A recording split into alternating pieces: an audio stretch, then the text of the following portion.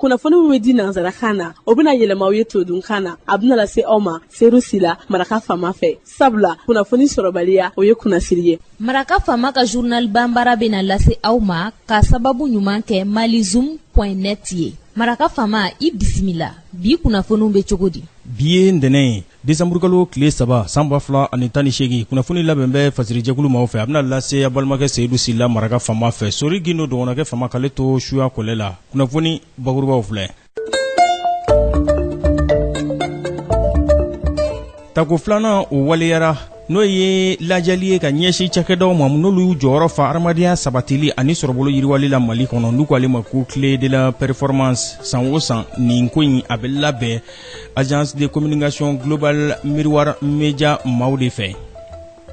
administration générale o bolofara olu ko u ma jɛ ni ɲɔgɔnnajɛrɛ tako 13 ye n'o ye congrès ye syndicat national de l'administration o tɔgɔ la jamana kɔnɔna na n'u ko ma sentad.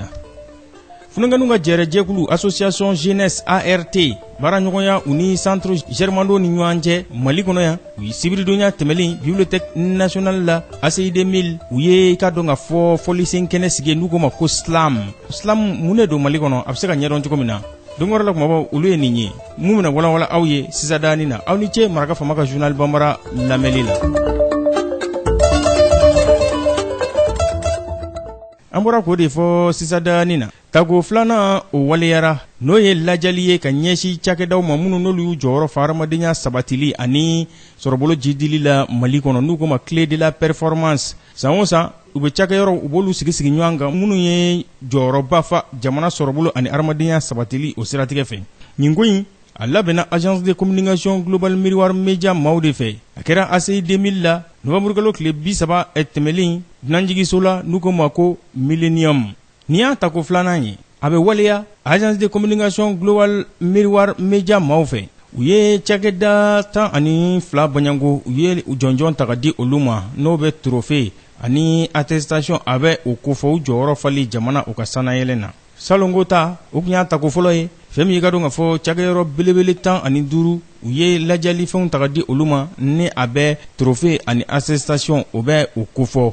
wa a kulu cɛla fɛn min ye ka dɔn k'a fɔ kungo tangali cakɛyɔrɔ min ɲɛsin bɛ o wulikajɔw ma n'u ko ma ko société de gestion forestière olu jɔnjɔn a taara k'a di olu ma kungo lakanali min n'u b'o o baara waleya o kosɔn.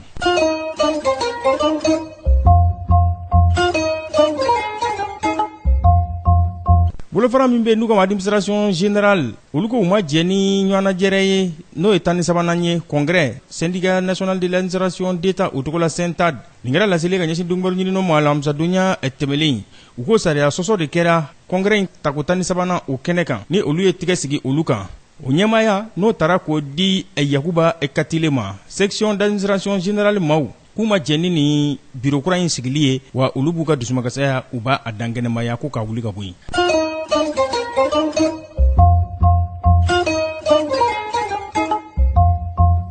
funanganu ka jɛrɛjɛkulu association jeunesse ART baaraɲɔgɔnya u ni centre germano malien sibiridonya tɛmɛlen bibliothèque nationale la ACI 2000 la u ye kɛnɛ sigi kɛnɛ min n'a bɛ fɔlisen a bɛ o kofɔ n'u ko ma ko slam ye mun ye mali kɔnɔ ɲɛ bɛ se ka dɔn o la cogo min na a tɔrɔmɔɲɔbɔ o kɛra centre culturel germano malien fɛ laɲini tɛ dɔwɛrɛ ye maa minnu bɛ yen n'olu ye funangɛnu ye ani jamanadenw u bɛ se ka hakili jagabɔ kɛ cogo min na fɛɛrɛw ka se ka sigi sen kan fɛɛrɛ minnu bɛ bɛn ani kɛlɛɲɔgɔnya sabatili ko fɔ an ka jamana kɔnɔna na u ko slam n'o ye fɔlisen ye ni dɔnkilidasen don o bɛ se ka kɛ jɔyɔrɔfaba ye o kɛnɛ kan.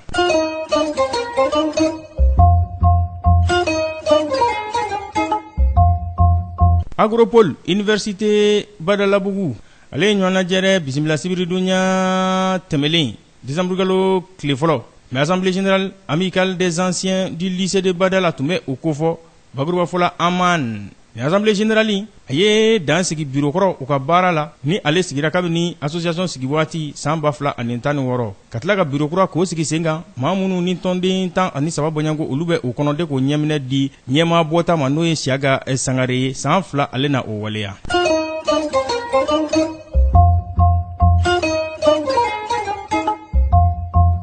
jamana ɲɛmaa Senegali tɔgɔ la Macky Sall a ye layidu ta k'ale na taa ni Senegali ye sannɔ kosɛbɛ diɲɛmaa k'a filɛ a ka sigili coalition présidentielle pour l'élection du 24 février maaw fɛ o waati kelen na a kan gwara dabo olu be farifoni na k'a sababu kɛ kiirikow olu bɔgabinw an'o wulikajɔw ye. Bita an b'a kuncɛ ni farikolo ɲɛnajɛ ye. Farikolo ɲɛnajɛ bonda kun kan Adama Mayiga an n'ale ma se ka ɲɔgɔn sɔrɔ bi nka a ye farikolo ɲɛnajɛ min n'a ye o sɛbɛn d'a ma o de filɛ nin ye. A ko compétition africaine de club tour préliminaire n'o ye ɲɛbila ɲɔgɔn dan ye. A ko o match ale olu kɛra Jeliba AC n'ale taamara ka taa jamana wɛrɛ la ale kɔni ye funifu ale ye o kɛ ni Senegalikaw ka génération foot maaw ye. O kɛra Coupe Confédération CAF o match retour o bena kɛ sini tarata Stade Modibo Keita la nɛgɛ kaɲa 16 waatiw. Bilemanw n'o ye Jeliba AC olu kɔni jagoya folu ka sebaya sɔrɔ yaasa u ka se ka qualifier ni o tolanci bena kɛ arabado Stade Modibo Keita la ani Stade Centrafricain u ni ɲɔgɔn cɛ. Taali la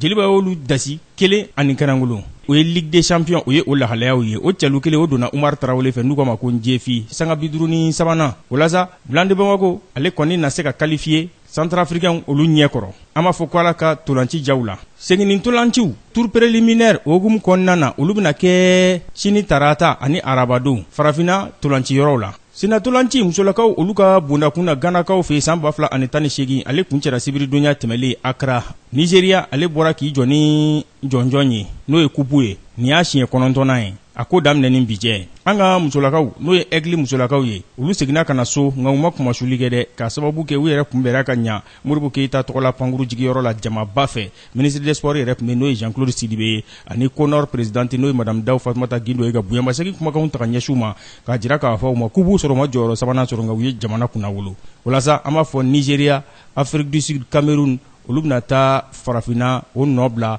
Coupe du Monde ale kɛnɛ kan n'ale bɛna kɛ Faransi san 2019. Adama an b'i fo i ka ni kunnafoni ninnu dili la. Fan dɔ fɛ farikolo ɲɛnajɛ lahalayaw la an b'a jira u la k'a fɔ championnat national ni u ko o farikolo ɲɛnajɛ ma ko Sambo o bɛna kɛ décembre kalo tile 9 nata. Sambo ale ye farikolo ɲɛnajɛ ye mun ni wulikajɔw y'a to a championnat national o bɛna waleya. Pavillon des Sports Modibo Keita la décembre kalo tile 9 san 2018. Maaw bena bɔ jamana dugubaw kɔnɔna na a 6 Banyango kana u sen don a la a bɛ taa maa 200 Banyango la u bena bɔ Kayi, Sikaso, Kulikoro, Segu ani Mopti. Maa min ye nin farikolo ɲɛnajɛ in lana Mali la n'u ko ma ko père fondateur n'o y'a fa ye o ye directeur technique national Gawusu Sidibe. Gawusu Sidibe ale ye ceinture noire ye farikolo ɲɛnajɛ o sira caman fɛ wa directeur technique de la Ligue régionale de karaté de Bamako o de don dɛ wa a bɛ farikolo ɲɛnajɛ caman nɔ bila n'u ko ma ko Kazak Kureisi fo ka taa se farikolo ɲɛnajɛ ma n'u ko ma ko Kourkane n'o ye fari jagabɔli iraniyɛnw fɛ olu ka farikolo ɲɛnajɛ dɔ ye o ye. An ka dɔnkibaru ɲinina Laasana ale y'o kunnafoni ninnu lase an ma. Ni ne bɛ dansigi an ka bi laseliw la min labɛnna fasirijɛkulu maaw fɛ k'a lase balimakɛ Seyidu Sila Maraka faama fɛ Soriki n'o dɔgɔnɔkɛ faama k'ale to suya kɔlɛ la ni Ala ma an ka jɔnya jɔ an na an na ɲɔgɔn sɔrɔ yan waati wɛrɛ ka kunnafoni kuraw k'olu lase aw ma n'a b'a fɛ ka segin ka Maraka faama ka journal bɔnbara lamɛn a bɛ taa malizoom.net ale sanfɛ ale ye cakɛbara bɔlɔlɔ kunnafoni di sira ye www.malizoom.net an na Maraka faama ka kunnafoni jataraw a n'a ka laselibaw n'a ka kunnafoni tɔw ye aw ni ce aw k'an bɛn sini ni Ala sɔnna ma. Maraka faama ka bi journal bambara lasera aw ma k'a sababu ɲuman kɛ malizoom.net ye.